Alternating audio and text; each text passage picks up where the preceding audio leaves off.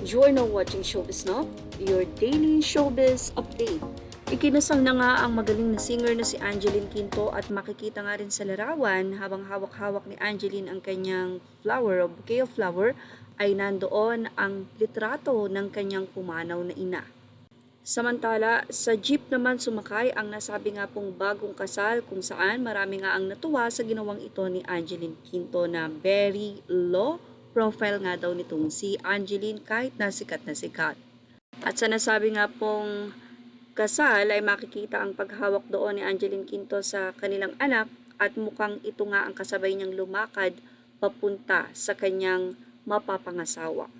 Nakakatuwa din ang love story ni Angeline Quinto dahil ang nauugnay sa kanya dati na si Eric Santos ay siyang naging ring bearer sa kanyang wedding. Well, kung ring bearer nga ba yan dahil makikita natin na may daladala nga itong si Eric Santos.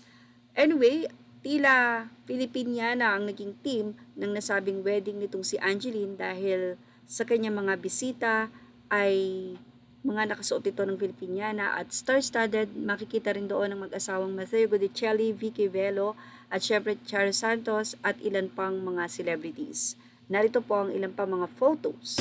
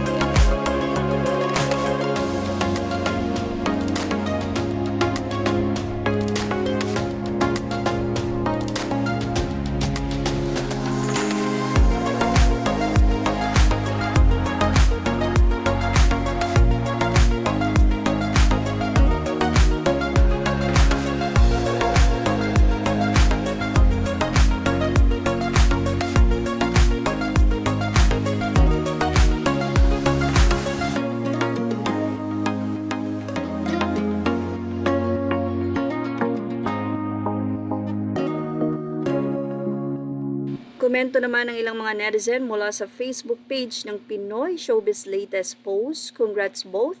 Ang galing ni Miss Angeline Quinto, likas na maharlika ang style wedding. Congratulations newlyweds!